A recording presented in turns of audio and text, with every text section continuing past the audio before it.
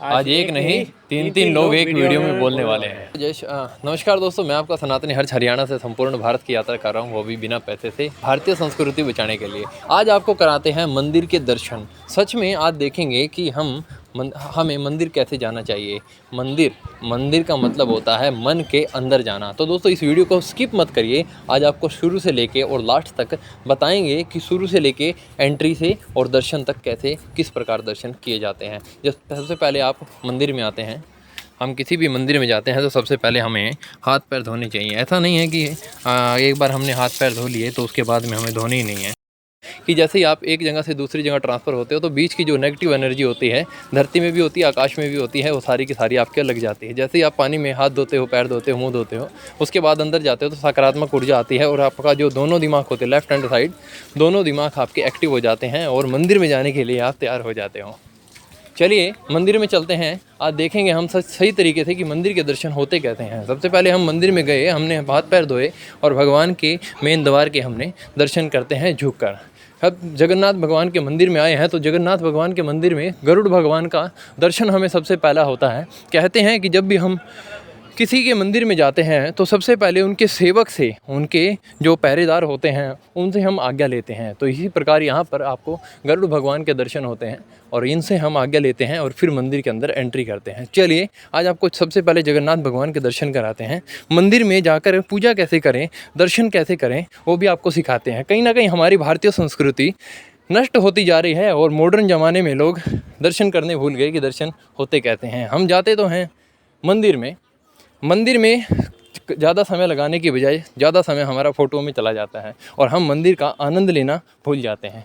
चलिए मंदिर में जैसे ही आप एंट्री करते हैं, आप पहले तो आपका सर ढका होना चाहिए ताकि आपके सर की नकारात्मक ऊर्जा और आपके सर में बाल टूटना और ये टूटना, आपके सर में काफ़ी सारी बीमारियां भी होती हैं, वो भी हमारी मंदिर में चली जाती है। इसलिए हमारा सर ढका होना चाहिए। आपने देखा होगा सिख समाज के अंदर जो सरदार लोग होते हैं हमेशा पगड़ी पहनते हैं और उनके सर पर हमेशा रुमाल होता है। लेकिन हमारे सनातन में भी ये चीज़ थी, लेकिन वो कहीं ना कहीं डेवलपमेंट के चक्कर में लुप्त हो गई।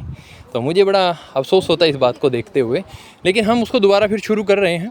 चलिए मंदिर में जैसे आप जाते हैं तो आप मंदिर में प्रणाम करते हैं, अपना परिचय देते हैं, फिर वहाँ पे आप पुष्प चढ़ाना है, अपने जो भी आपने दीपक चढ़ाना है वहाँ पे आप चढ़ा सकते हैं। प्रसाद लेते हैं, प्रसाद के बाद में आप वहाँ पर उसी जगह पर रुककर प्रसाद को कभी खाते नहीं हैं। आप बाहर आएंगे, प्रसाद को अपने हाथ में रखेंगे, पॉलीथीन में रखेंगे, बैग में रखेंगे। बाहर आकर जब आपके संपूर्ण दर्शन हो जाते हैं तो बाहर जाकर आप प्रसाद खाते हैं। अब मैं आपको बोलूँगा कि जैसे ही आपने कच्चा सामान लिया, उदाहरण के लिए कच्चा सामान लेते हो, उसको छोंक लगाते हो, उसको काटते हो, पीटते हो, उसके बाद में आप जाकर उसको पकाते हो। लास्ट में जाकर जब वो अच्छे तरीके से पक जाता है, अमृत आ जाता है, शक्ति आ जाती है, फिर उसके बाद आप भोजन को ग्रहण करते हो। तो इसी प्रकार से वो जो प्रसाद है, आपको यहाँ से में आपको प्रसाद मिला, पूरे मंदिर का आप उसके साथ राउंड करते हैं और फिर जाकर लास्ट में आप उसको अमृत के रूप में, शक्ति के रूप में आप उसको धारण करते हैं। तो वो प्रसाद आपका औषधि के रूप में काम करता है, इसीलिए उसको प्रसाद कहा गया है। चलिए आपके अंदर दर्शन तो हो गए, अंदर आपने बैठना है। जैसे ही आप जगन्नाथ भगवान के दर्शन करते हैं, किसी भी मंदिर में जाते हैं,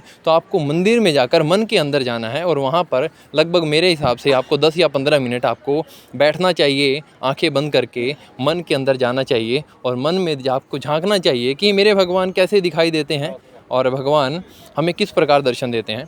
आप अभी आजकल हुआ क्या कि जैसे ही आप मंदिर में जाएंगे 2-3 मिनट लगाएंगे, उसके बाद आकर आधा घंटा फ़ोटो में लगा देंगे।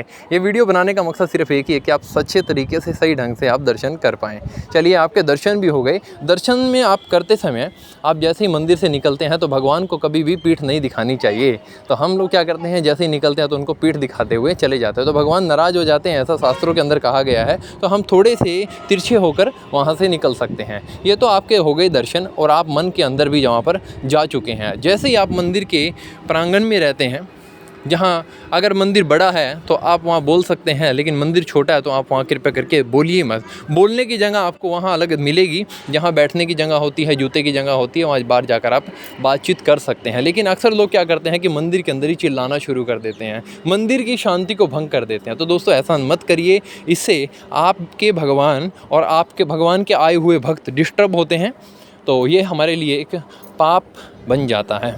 हम हनुमान जी का मंदिर जाते हैं और बिना हनुमान चालीसा पढ़ के चले जाते हैं, मुझे लगता है कि आपका दर्शन पूरे नहीं हुए। हर हर महादेव। महादेव के मंदिर में दर्शन करने आते हैं और आके घंटियों पे घंटी बजाते हैं। तो इसमें क्या होता है, जो महादेव के जो आपका ध्यान है उस ध्यान में प्रभाव पड़ता है। तो कृपया करके ऐसे करके घंटियाँ मत बजाइए, इसी आप लोगों से विनती है। बताएंगे मंदिर कैसे बना? जय जगन्नाथ। जय जगन्नाथ। ये मंदिर कैसे बना, ये बहुत इंटरेस्टिंग टॉपिक है। 2014 की बात है। इस मंदिर को उद्घाटन किया था हमारे असम के जो राज्यपाल है, गवर्नर है जानकी वल्लभ पटनायक। वो उड़ीसा से बिलोंग है। तो उन्होंने यहाँ पे, हम लोग असम के गवर्नर थे, जब गवर्नर थे तब उन्होंने हम लोग के शहर में एक छोटा सा जगन्नाथ मंदिर थे अपने एयरपोर्ट के नज़दीक। तो उन्होंने जब विज़िट किया तो देखा कि इतना सुंदर मंदिर, इतना छोटा सा मंदिर, क्यों ना यहाँ पे एक बड़ा सा जगन्नाथ मंदिर बनाया जाए। तो फिर उन्होंने प्लानिंग की और प्लानिंग करने के काफ़ी सालों बाद इस मंदिर उद्घाटन हुए। और उद्घाटन के समय में उन्होंने आए थे, काफ़ी एजेड हुआ था उनका, ऑलमोस्ट 98-99 हो गया था उनको। तीसरे दिन में उनका देहांत हो गया था इस मंदिर को बनाने में। मंदिर बनाने तीसरे दिन देहांत हो गया। चलिए, मोक्ष प्राप्ति हो गई। मोक्ष प्राप्ति हो गई। और बाकी मैं बोलूँगा सबको कि एक बार आके, अगर असम में कभी आते हैं और डिब्रूगढ़ शहर में आके, ये मंदिर बिना दर्शन करे मत जाइए। अगर दुनिया में सबसे बड़ा कोई भक्त हैं तो वो हमारे हनुमान जी हैं। अब जैसे ही हनुमान जी के मंदिर में आप जाते हैं तो हनुमान जी के मंदिर में केवल पुरुष जा सकते हैं, लड़के जा सकते हैं, या फिर वो कन्या होती हैं जो 14 साल से नीचे होती हैं वो जा सकती हैं, क्योंकि हनुमान जी ब्रह्मचारी हैं और ब्रह्मचारी को स्त्री को छूना भी नहीं चाहिए। जो स्त्री ब्रह्मचारी को छूती है वो पाप की अधिकारी होती है, क्योंकि भगवान हनुमान जी ब्रह्मचारी हैं। इसलिए स्त्रियों को उनका चेहरा तक भी नहीं देखना चाहिए, दूर से दर्शन करना चाहिए, उनको स्पर्श नहीं करना चाहिए। लेकिन आज के ज़माने में अज्ञानता के कारण हनुमान जी के जाकर स्पर्श करते हैं, उनको छू लेते हैं और अपने पाप के अधिकारी बन जाते हैं, और भगवान की तपस्या में भी वो भंग डाल देते हैं, इसलिए वो पाप के अधिकारी बन जाते हैं। शंकर भगवान के मंदिर में अगर आप जाते हैं तो वहाँ पर जाकर घंटियाँ मत बजाइए, क्योंकि शंकर भगवान शून्य रहते हैं, ध्यान योगी हैं, वो हमेशा ध्यान में रहते हैं। इसलिए अगर हम वहाँ पर जाकर घंटियाँ बजाएंगे तो उनके ध्यान में पड़ जाता है, इसलिए हम वहाँ पर जाकर पाप के अधिकारी बन जाते हैं। बल्कि भगवान शंकर तो आपको कहते हैं कि जल चढ़ाइए, वहाँ पर मंत्र उच्चारण करिए, वो भी हल्की आवाज़ में, अमन के अंदर, और आराम से वहाँ पर बैठकर आप शून्य होकर देखिए कि मज़ा आता है या आनंद आता है। तो शंकर भगवान आनंद के स्वामी हैं, तो वो आपको आनंद ग्रहण करवाते हैं अगर आप वहाँ पर बैठकर थोड़ी सी तपस्या करते हैं तो।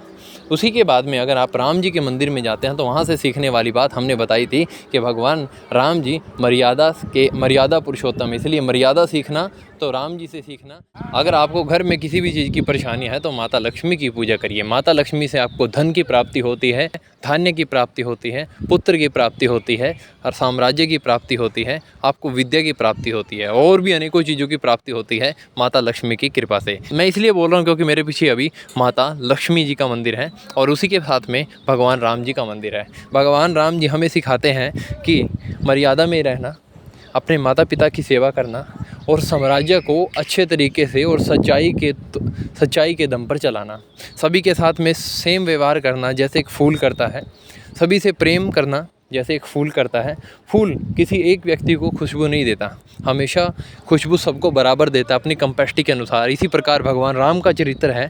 लोग भगवान राम के चित्र की पूजा करते हैं, लेकिन बहुत कम लोग हैं जो भगवान राम के चरित्र की पूजा करते हैं। तो हम आपको सिखाते हैं भगवान राम के चरित्र की पूजा किस प्रकार होती है। और हमने आपको अभी भी बताया है कि भगवान राम सबको बराबर समान तरीके से प्यार करते थे, वो किसी में भेदभाव नहीं रखते थे, झूठ नहीं बोलते थे, और ना ही उनके राज्य में झूठ चलता था, बेईमानी नहीं चलती थी, धोखाधड़ी नहीं चलती थी। लेकिन हम आज बोलते हैं हमारे हिंदुस्तान में राम राज्य चाहिए। राम राज्य तो तभी आएगा ना जब सब लोग राम के चरित्र की पूजा करेंगे। भगवान जगन्नाथ के मंदिर में अभी आए हैं तो भगवान जगन्नाथ से सीखने वाली बात यह है कि भगवान जगन्नाथ जगत के पालनहार हैं, और जगन्नाथ भगवान एक ऐसे भगवान है जिनको आज भी कलयुग के अंदर भी 56 भोग चढ़ता है। हमारे देश में और कोई से भगवान ऐसे नहीं हैं जिनको 56 भोग चढ़ता हो, लेकिन जगन्नाथ भगवान आज भी कलयुग के अंदर 56 भोगों का स्वाद चखते हैं। आप जगन्नाथपुरी जाते हैं तो आपको आज भी बाज़ार के अंदर 56 भोग की मार्केट मिल जाती है। इसी प्रकार से आप जगन्नाथ भगवान के मंदिर में जब भी आते हैं, कहीं भी आते हैं, तो आपको 56 भोग तो हर जगह नहीं मिलेंगे, लेकिन बहुत सारे भोग भगवान जगन्नाथ के मंदिर में मिल जाएंगे। जगत के पालनहार की जय हो। आशा करते हैं आपको ये वीडियो पसंद आई होगी। इस वीडियो को ज़्यादा से ज़्यादा शेयर करें।